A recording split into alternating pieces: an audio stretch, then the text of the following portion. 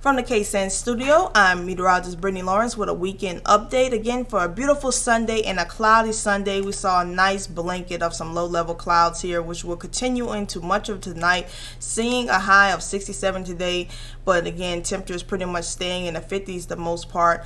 58 degrees is where we currently are now.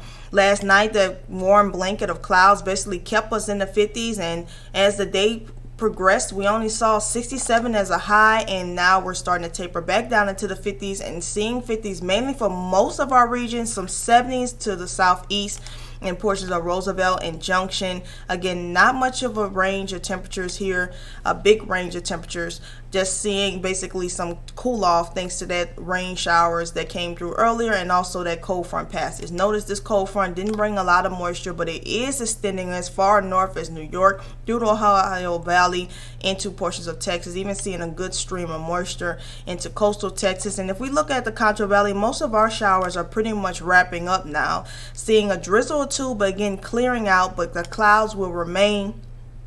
And so will the wind speeds, seeing teen wind speeds for the most part out of the northeast, so that nice cool air with a cold boundary basically setting up behind that cold front. So some nice cold air advection for us, and that's what's going to help us stay cool into today and to tomorrow. Don't expect those clouds to go anywhere though. 50s are going to pretty much be, again, a nice warm blanket for tonight to keep our temperatures from dropping off too significantly.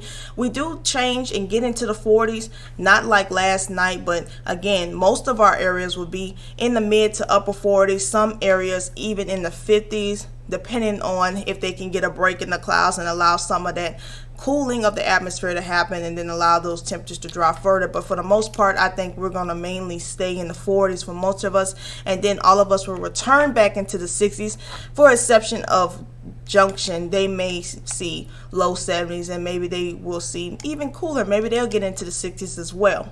But if you want to know what your Thanksgiving forecast is looking like, and if you're going to have problems traveling, make sure you tune into tonight at 10, where I give you your weather forecast for the next couple of days here and include your Thanksgiving forecast, so you don't have to worry about nothing to go spend time for the holidays. Thank you for tuning in to your weekend update, and make sure you tune in tonight at 10.